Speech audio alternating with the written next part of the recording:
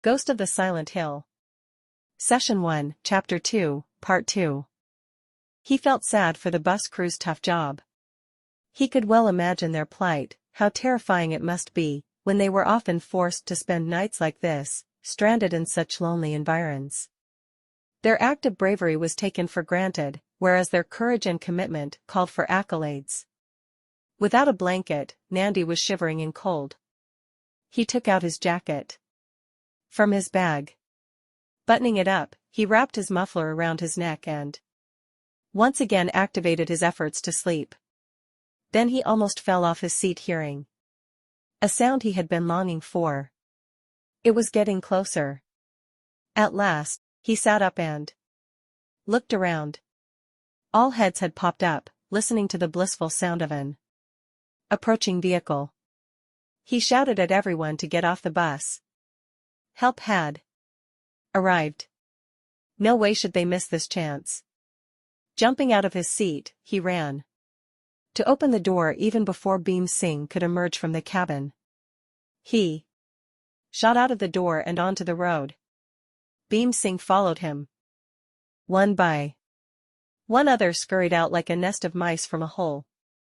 They could see the lights of a vehicle a few curves away. They must stop it at all cost. The conductor rushed to climb up the roof of the bus where bulky luggage was kept and threw down some sacks. Nandi and others arranged them on the road to form a barricade. They were not sure the vehicle would stop otherwise. The driver might get scared, taking them to be some wandering spirits, thanks to all the prevalent ghost stories in the area. Bhim Singh stood with the torch, shining it on their hurriedly constructed barricade. He wanted to make sure that the approaching vehicle did not miss it. That would be catastrophic for the owners of the sacks and perhaps for the vehicle. They were wrong. The truck stopped as soon as the driver spotted the stranded bus and its passengers, even before spotting the barricade. It was an army truck. The relief was immense. Smiles of respite brightened all the faces. There was immediate and brisk activity. Many ran to find hidden nooks to pee. Nandi smiled, realizing the parallels in human nature. Each person then promptly picked up his luggage and one by one boarded the truck. The driver and the conductor too rushed to bring their stuff. They locked the bus and dashed back. You both are coming too? Nandi asked, surprised. Weren't they recanting from their earlier statement? Yes, yes. We'll shift to Narkanda for the night, Bhim Singh said, flashing a gratifying grin. Ramprasad added, we'll get back in the morning with the mechanics and get the bus repaired or towed, whatever. And they both hastily hopped into the back of the truck where others were already merrily settled. Nandi was given the honor of sitting in front, next to the driver. Thus, with loud heartfelt thanks offered to the Lord for helping them escape the trauma of spending the night in the lonely hinterland, the onward journey commenced. Sandwiched between the driver and his helper, Nandi felt much relaxed. He checked the time. It was 5 minutes past 12. I must have lodged the missing person report by now. So, you're headed for Shimla? He asked the driver. Ji sir ji, to our cantonment in Juto. I need to go to a place much before Shimla. It's called Karabra. Do you know it? Yes, of course. But, there is nothing much there except a few famous buildings. The retreat, where the VIPs stay in summers. I once drove the ADC to the Prime Minister, Pandit Nehru, there. I was his driver before I was transferred. Then there is a famous building on top of the hill called Wildflower Hall, he announced proudly. Great, Yar. What luck. You know the place, Wildflower Hall. That's exactly where I need to go. My brother lives there. He's waiting for me. Must be worried sick by now. Perhaps he's on his way to the police station, Nandi declared with a laugh.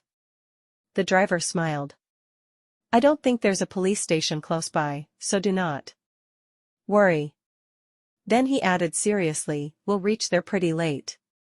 Do you often drive late at night? Gee, very often. What time do you expect to reach? Should be at my cantonment a little after 3. And at Wildflower Hall? The driver did some quick calculations and declared, by 2, or perhaps a little after. Nandi was not at all alarmed. He felt so blissful at this deliverance that he fell into a friendly chat with the driver. The turbaned Sikh replied to Nandi's query, Sir Ji, I am Narinder Singh. What a coincidence, Yar. Nandi gave a broad grin and patted Narinder Singh's shoulder. Narinder comes to the rescue of Narendra. The young driver and his helper chuckled. You know, Narinder Singh, if you hadn't come our way tonight, to our rescue, I wouldn't have slept a wink. All these people, traveling with me in the bus, tried their best to scare me to death. They told me such unbelievable tales of female ghosts seeking bachelor mates that for some time I was afraid I would be visited by one, being a bachelor myself. But I don't blame them, they are simple innocent people, and highly superstitious. I don't blame them either, sir. Narinder Singh quickly glanced at Nandi and then focused his attention back on the road. This area is such 4 miles. And miles around their villages, there's nothing but wilderness. And it's an accident-prone area, there've been many accidents and untimely deaths. I take special care to drive very vigilantly here. In fact, only best of the army drivers get to drive on this highway, the Hindustan-Tibet road. He glanced sideways and smiled, seeing Nandi nodding and looking at him admiringly. As far as being superstitious is concerned, I am not very sure of that either. You wouldn't believe what happened with us last month, when we were driving through this wilderness one night. Don't tell me you two met a ghost. Nandi's distressed cry was rather comical. Narinder Singh smiled and then added gravely, yes, sir. I even reported the incident to my superiors. We, in the army, are trained to be rough and tough, but that toughness is limited to dealing with other human beings. We are not trained to deal with ghosts. You met a ghost? When? Where? Nandi wanted to avoid this discussion, but his curiosity clouded his common sense. Moreover, his present seat between 2 robust young army chaps gave him a great sense of security. Sir, only last month I was driving through this stretch, though in the opposite direction, towards the Indochina border. It must have been around 1 o'clock at night. We had crossed Rampur, and had barely driven for about 15 minutes in this desolate country, where even a young man would think twice to venture out alone, when we were surprised to see a woman crossing the road all by herself. Her long loose hair was blowing as if in strong blasts of wind. But, sir, there was hardly a breeze at that time. My window was open and I felt no draught. Her flimsy loose camise too was similarly fluttering. Her sudden appearance startled me so much that I forgot to apply the brake. She didn't bother that a truck was heading straight towards her, might even crush her, and calmly continued to walk across the road, unmindful, not even a glance in our direction.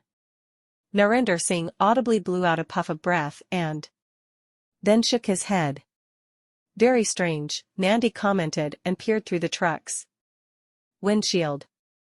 By now, the half-moon was high up, washing the landscape in its soft light, making it appear like a vast haunted land. And, Sir Ji, she walked on, as if in a trance. I managed to break just inches from her, otherwise she would have been under the wheels of my truck. My legs were shivering. I had just averted a mishap and saved my job, I thought. Ask Ashok. He was with me that night too. How he shrieked. Then we both Saturday stunned, staring at her. Nandi turned to see Ashok's reaction. He was nodding his head. Convincingly. Nandi applied his logic yet again. Why Narinder Singh, she could possibly be a woman from this area, from a nearby village, who had to be out at that hour too. Perhaps contact a doctor. Contact a doctor in the forest, where not even a shack exists. Narinder Singh brushed off Nandi's statement. Ashok added mellifluously, doctors don't open their dispensaries in the jungles, in the middle of the night. Moreover, she was totally unaware of our truck heading straight at her. Completely unmindful. Feeling a bit sheepish, Nandi scanned the lonely forsaken land. Then I parked my truck on a side and called out to her, asking if she needed help. She paid me no heed, didn't even turn to acknowledge our presence. After crossing the road, she began to climb down the hill with ease, just like walking down the steps. Ashok and I jumped down our vehicle. I admire that. I wouldn't have dared. Nandi whispered. He peered outside, as if he might confront her right then. I again called out to her, louder, can we help you, lady? Where are you going this late? She didn't respond, as if she had neither seen nor heard us. She kept on climbing down the hillside, slowly, steadily, and then disappeared completely from our sight. I ran to peep down, to see where she was going. Meanwhile, Ashok fetched a torch and we peered down the hillside. There was no sign of her anywhere. Sir, you won't believe us. The hillside was a straight and steep wall, not possible to climb down the way she was doing, like climbing down the steps. The steep hillside ended directly into the Sutlej. There was no pathway, no habitation in that direction, nothing at all. And we realized that we had encountered something supernatural. She wasn't a living woman. We both were frightened out of our wits. Ashok began to shiver. Ashok nodded. Even confronting an enemy in a battlefield couldn't have frightened me more. Narinder continued, we both ran back to the truck and I raced my vehicle away from there. I still wonder about her. Sir G, she wasn't a woman under a spell, or out for a tantric ritual, she was definitely a ghost. The way she disappeared. Nandi wiped his brows and remained silent. There was no scope for contesting this soldier's statement. Narinder Singh went on, we barely took a few seconds to reach the roadside to peep down after she went down there. The hill walls were barren and rocky, not covered with any trees or vegetation to obstruct our view. There was no place to hide. And it was impossible to go down that straight wall, not without ropes and proper mountain climbing equipment. Nandi nodded thoughtfully. He could envision the steep rock. It was impossible to walk down the way Narinder Singh was describing, even if the wall was inclined. Nandi could feel Ashok shivering. Pukka. She was a ghost, he whispered. Nandi glanced at the young man in the army uniform, who now sat with his eyes closed, muttering prayers. It was unnerving to see fright on the face of a strong army chap. Nandi felt a frisson of fear creep into him. You know, Sir G, I have been avoiding driving at night since then. Never believed in ghosts till that day. But ever since.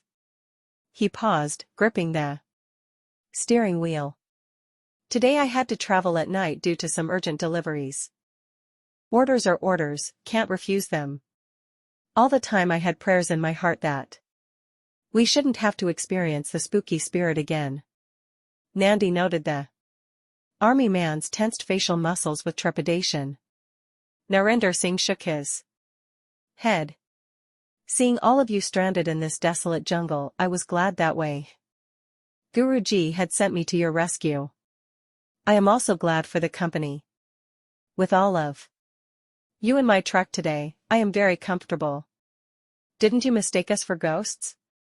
Nandi laughed and so did Narinder Singh. No, sir, it was the broken-down bus that gave the surety that you all were not ghosts.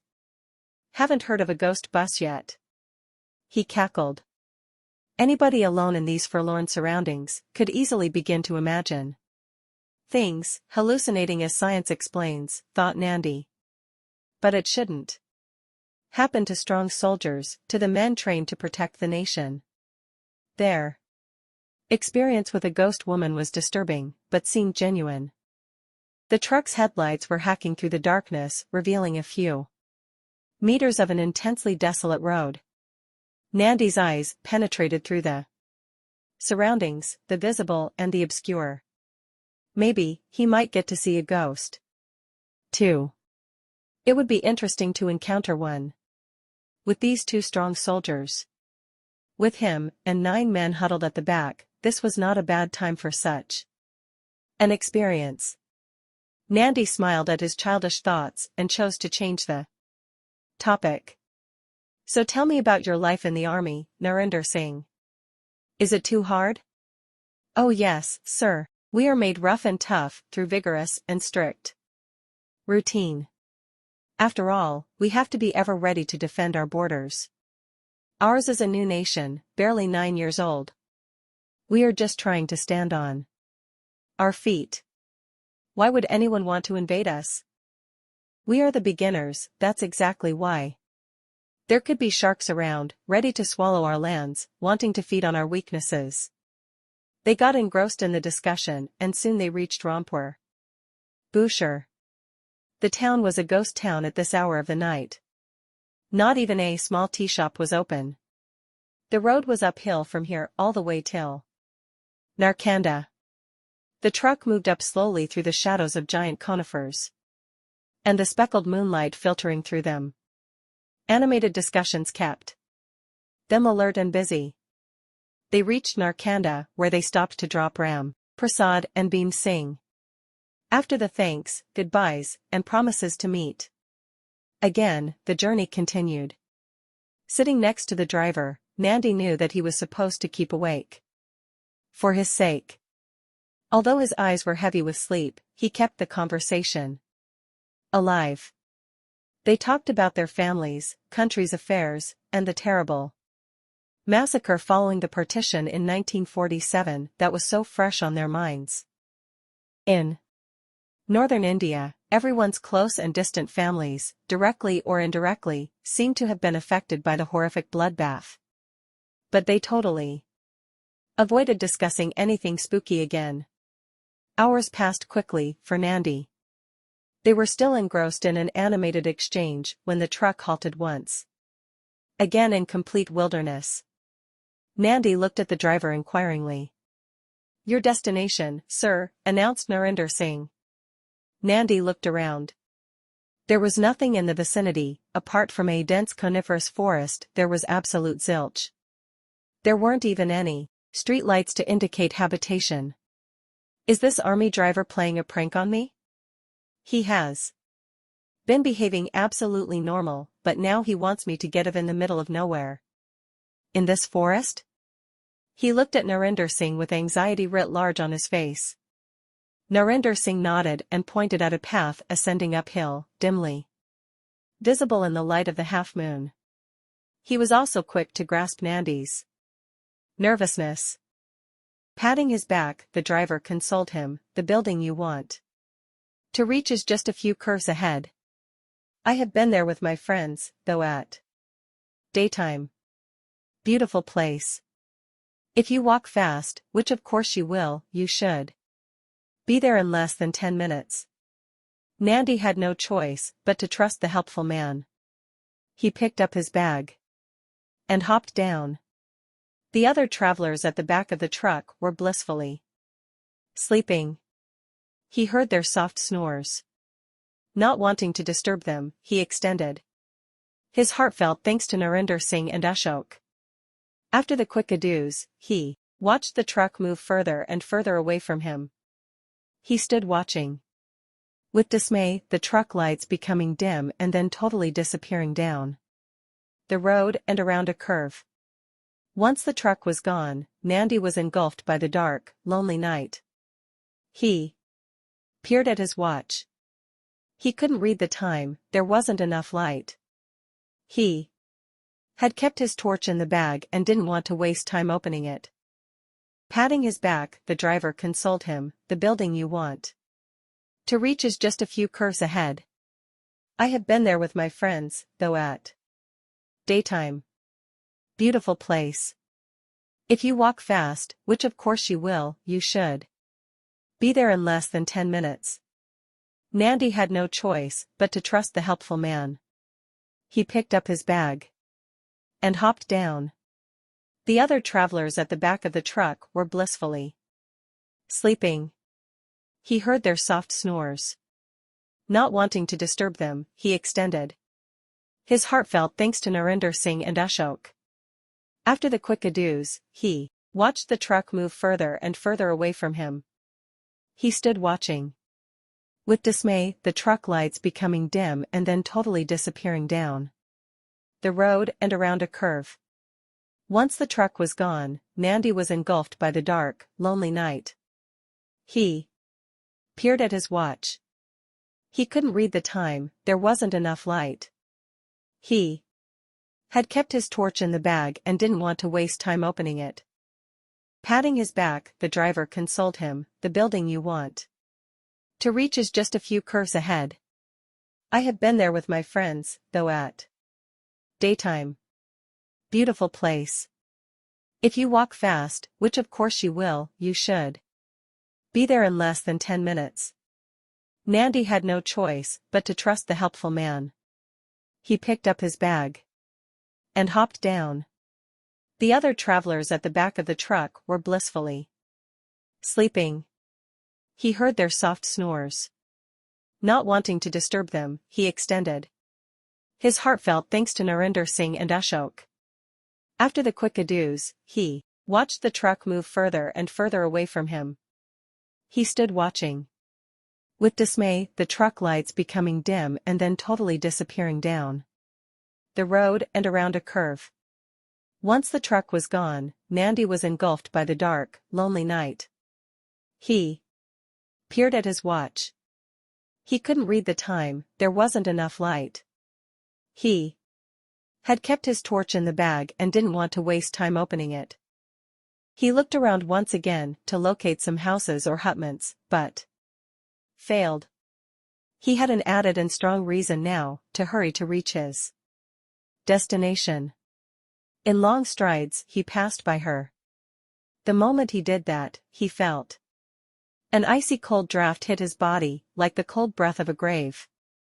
The long night had slowed down his reaction and he passed by her without any further thought. He began to climb the path. I've ignored her completely. Good enough reason that she should return home. After about 10 steps, he glanced back to check on her, out of curiosity. She was no longer standing at the side of the path. She was right behind, just a few steps away, following him. He hadn't even heard her footsteps.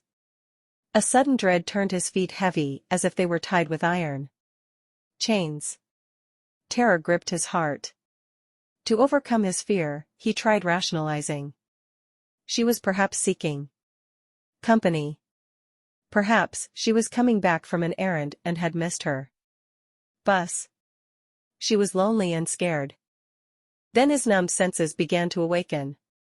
From an errand at 2 o'clock at night?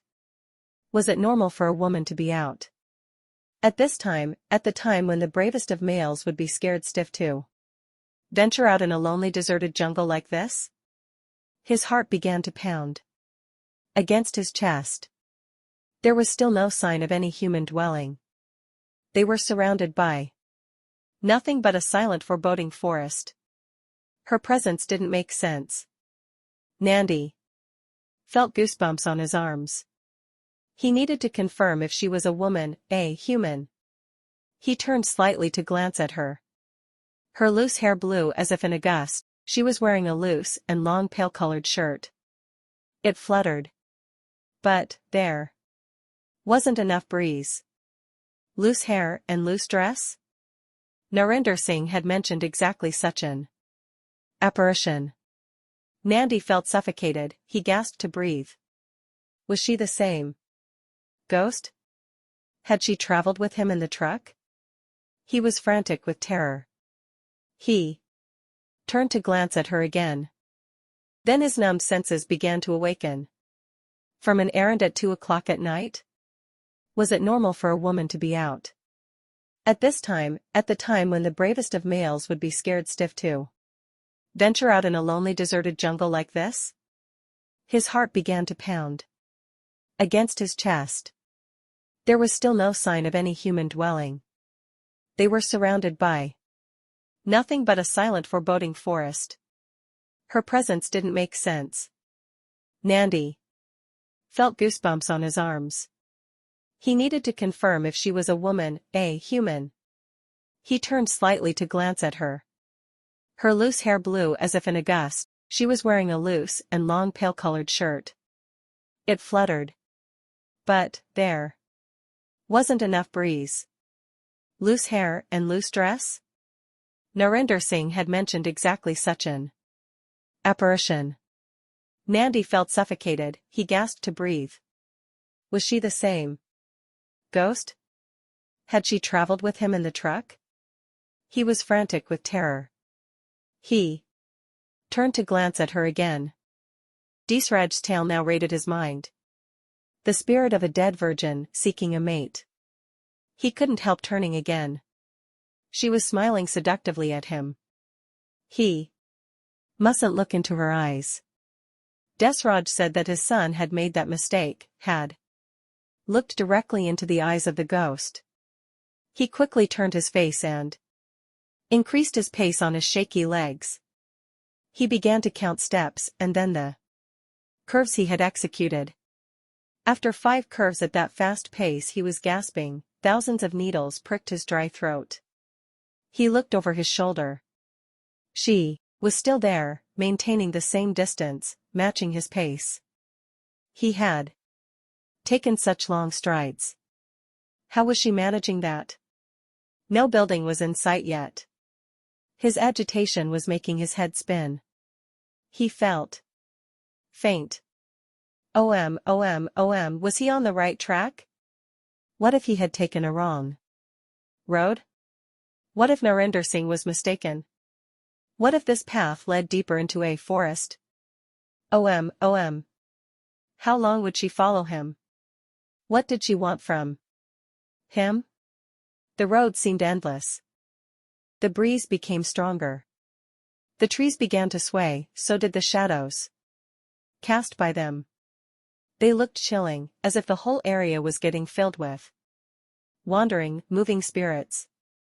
They were slowly surrounding him, gagging him, trying to engulf him. He was a dead man. Would he be able to escape alive? Such intense fear was new to Nandi. He began to run as fast as he possibly could on his shivering legs. He could hear the wheeze of his heavy panting. If it were a woman, she wouldn't be able to run like him uphill, he was sure. He was gasping. He had probably left her far behind. The thought gave him the courage to turn to look back again, to confirm and to stop for a brief rest. She was right behind him, calm and relaxed. She too paused, and stood waiting. She appeared least affected by the uphill run. There was no indication of her being breathless. Is she breathing at all? Spasms of shivers arose in his body. Why, what is she? A body? A shape taken by a field of past energy? A shadow of what she once was? What does she want? Why is she following me? Please God, save me. He turned and ran once again, wildly, continuously chanting OM in his head. The humble pathway passing through a serene forest had become wickedly treacherous. It was calculatingly leading him to his wreck, he believed. He was at the peak of his desperation, executing curve after curve, each curve leading him to another. His destination seemed far, the road never ending. He was also frantic to shake her off. No matter how fast he ran, she effortlessly managed to maintain the same distance, as if she was being driven by some supernatural energy. What was she going to do? How would she harm him? Nandi was fraught with anxiety. Did this frail-looking thing have the power to exercise control over him? He was now sounding like an engine. Sweat was pouring down his forehead and seeping into his eyes, burning them. He didn't bother to take out his handkerchief from his pocket. He was focused on how to shake off this unearthly shadow and remain alive. It was getting so harrowing. He began to prepare mentally for any eventuality, for whatever was in store for him this night. He was losing hope of ever reaching his brother's house. Narinder Singh had dropped him at the wrong place, he was sure. He had told him that the house was just a few curves ahead, a few minutes away, and here, he was treading curve after curve with no sign of the building or a house anywhere. Should he turn and head back towards the road? But this creepy woman was behind him, obstructing the path. Moreover, what would he do on a lonely road with no chance of getting a lift? He was ensnared, lost, at the mercy of this eerie woman. Around the next turn, a large building suddenly loomed above him. Its appearance sent a wave of shock and relief at the same time, and made him stop in his tracks. He stood huffing and puffing. His chest was paining, his lungs almost bursting. The structure was much bigger than his expectations. It looked like a small castle from a fairy tale. A weak light bulb lit the veranda, otherwise the place was completely dark, deserted, and encased in dim moonlight. The sight of the man-made structure was enough consolation. It was, in all probability, his deliverance. He had run really fast on the last leg. Could she still keep up with his pace? He looked back and was relieved to see no one was around. He heaved a sigh of relief. Being alone was so blissful. The solitude and darkness of the night were not as frightening. He scrutinized the building carefully. It was quite a big structure. He reached the steps leading to the veranda and climbed up a few. Then he hesitated. Where was the residence of the principal? He conducted a quick survey of the surroundings and spotted a cottage, about 40 to 50 meters to his right. A narrow footpath curving around a small grassy hillock led to the cottage. Nandi retraced his steps and followed the path. He was exceptionally alert, his eyes scrutinizing his surroundings, ready for any danger well in advance. The woman seemed to have disappeared, gone. What a big relief. At last, he had shaken her off. After all, she was human and lived here somewhere and had gone to her house. He had been pointlessly unnerved. He shook his head at his stupidity. He could have asked her where she lived. His shaky legs were slowly becoming steady. In 2 minutes, he reached the steps leading to the veranda of the cottage. He covered all the steps in one giant leap. A few more quick steps to cover the veranda, and he reached the door. He dumped his bag down on the floor and knocked on the door. Nobody answered. Probably all were fast asleep. He banged louder, using both his fists. It remained absolutely quiet inside the cottage. Fear began to creep inside Nandi once again. There was something seriously wrong. It was then he saw an unusually big lock hanging on the door. He looked at the lock in dismay. Why didn't anyone live here? He picked up his bag, turned to go back to the main building, and then froze. She stood right behind him, below the steps. Not a leaf stirred but her hair blew in gusts. Her piercing dark gaze was fixedly focused on him. An enticing smile played on her lips. He stood paralyzed, his mouth agape, his heart racing once again. Were those eyes, or just holes emitting terrifying energy? Though it was at the back of his mind, the reality hit him now. She was no human, she was a wandering ghost. But why was she after him? He felt a tight, painful knot in his stomach. And then he felt the stab, a hard jab on his chest. What was she doing to him? Oh God! His first loud words appeared to hit the woman like some weapon, and she staggered. An angry expression replaced her scornful smile. Her features became grotesque, the beauty instantly lost to malice. It was the weirdest, scariest vision. Nandi was shivering wildly. Gathering the last bit of his strength and holding his painful chest, he dashed towards the other side of the veranda, hopped down, hit an uneven ground, lost his balance, straightened, and then in frantic long steps ran towards the main building without a glance behind to know if she was still tailing him. To his reprieve, he could now see some more light. Someone was standing at the top of the steps with a lantern in hand, peering down at his desperately running figure. Before breathless Nandi could utter a word, the man shouted, "Who are you? Stop. Don't move further." Nandi obeyed him. The man couldn't be displeased. He didn't want to be left alone with the eerie woman. "Who are you? Why were you banging the door and creating ruckus at this hour?" I am the principal's bro-brother. I got out late. The bus I was traveling by broke down." Nandi's throat was dry, his voice shaky, he was finding it difficult to speak. He swallowed hard. And who are you?" "I am the night watchman, Jarku." The voice was stern and gruff. Then, softening his tone, he asked, "Are you Narendra Sahib?" "My Sahib was expecting you much earlier." He was worried. "Ah, at last." Nandi tried to smile but failed, still shaken after his brush with the ghost. "My bus broke down. I got a lift, in an army truck and reached here with great difficulty." Jarka raised his lamp to peer at his face closely. "Sahib's brother?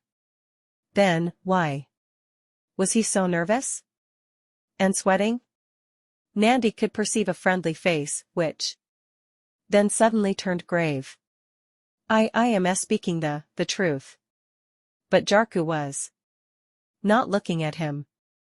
His eyes were fixed on something behind him. Nandi instinctively turned to look back. The white specter was moving, floating back slowly, away from them, towards the cottage. He looked back at Jarku and noticed the large wooden stick in his hand raised, ready for use. The sight of the simple weapon was of much consolation to Nandi, as was the reassuring presence of the night watchman. He took a few steps towards Jarku, to be closer to a human. "There's someone with you?"